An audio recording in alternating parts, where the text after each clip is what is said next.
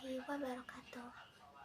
Saya akan memaparkan proyek UAS Fisika Dasar berbasis STEM dengan bantuan AI dengan judul Hukum Termodinamika, Pengaruh Suhu Terhadap Perubahan Volume Udara dalam Balon, dengan dosen pengampu Fisika Dasar yaitu Dr. Insinyur Vina Serevina MM dengan NIDN 0002106503. Materi ini disusun oleh Davina Azani Nurmaulida dengan NIM 13086250023. Yang pertama adalah sains, hukum termodinamika. Termodinamika mempelajari hubungan antara energi, kalor, suhu, dan perubahan keadaan suatu zat. Dalam proyek balon ini, hukum termodinamika 2 menjadi prinsip utama karena kalor selalu mengalir dari suhu lebih tinggi ke lebih rendah. Ketika balon berada pada air panas, udara di dalamnya menyerap kalor sehingga energi dalam meningkat dan volume balon bertambah.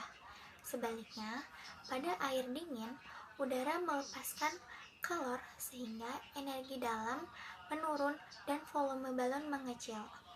Hubungan antara perubahan suhu dan volume gas pada tekanan tetap dijelaskan melalui hukum Charles yang menyatakan bahwa volume berbanding lurus dengan suhu mutlaknya.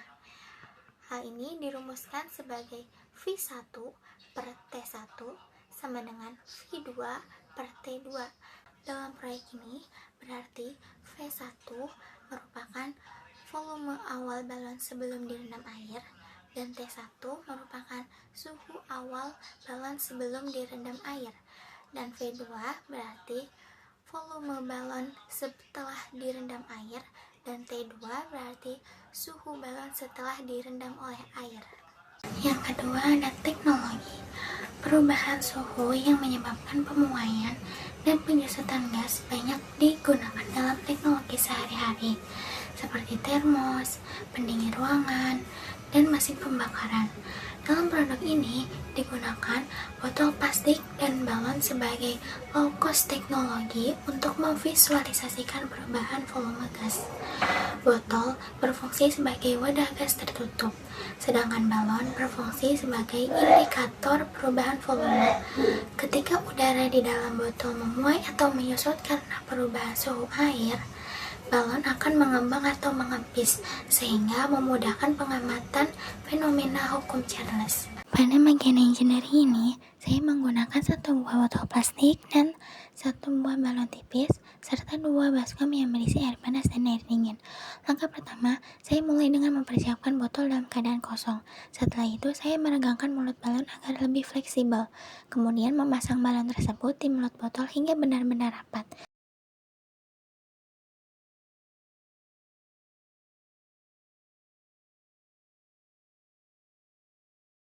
Setelah balon terpasang, langkah berikutnya saya memasukkan bagian botolnya ke dalam baskom air panas. Setelah botol berada di air panas selama beberapa detik, udara di dalam botol mulai menerima kalor.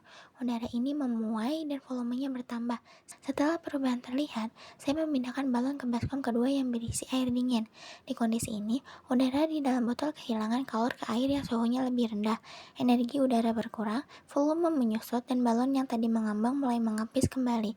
Selanjutnya, matematis. Soal yang pertama, botol dengan udara volume awal 180 cm3 berada pada suhu ruangan 30 derajat Celcius atau yang jika dikonversikan ke Kelvin yaitu 303 Kelvin. Ketika dimasukkan ke air es dengan suhu 5 derajat Celcius atau 278 Kelvin, hitung volume balon setelah penyusutan. Sini kita masukkan V2 sama dengan 180 dikali 278 per 303. V2 nya yaitu 165,2 cm3. Selanjutnya soal nomor 2. Sebuah balon memiliki volume 320 cm3 pada suhu 30 derajat Celcius. Setelah diletakkan di dekat es batu, volume berubah menjadi 290 cm3.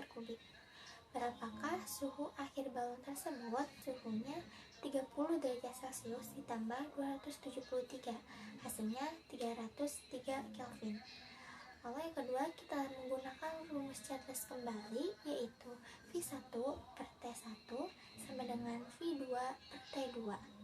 Lalu kita masukkan angkanya, jadi 320 per 303 sama dengan 290 per T2.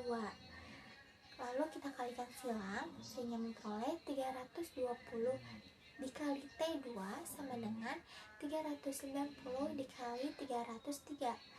T2 nya sama dengan 290 dikali 303 per 320, dan hasilnya itu memperoleh T2 sama dengan 274,4 Kelvin. Yang terakhir, kesimpulan. Percobaan menunjukkan bahwa perubahan suhu berpengaruh langsung pada volume udara di dalam balon. Air panas menyebabkan balon mengembang, sedangkan air dingin menyebabkan penyusutan. Hasil eksperimen selaras dengan teori pemuaian gas pada tekanan tetap. Pendekatan STEM membantu menghubungkan teori, teknologi sehari-hari, proses rekayasa, dan perhitungan matematis secara terpadu. Sekian dari saya, kurang lebihnya mohon maaf. Wassalamualaikum warahmatullahi wabarakatuh.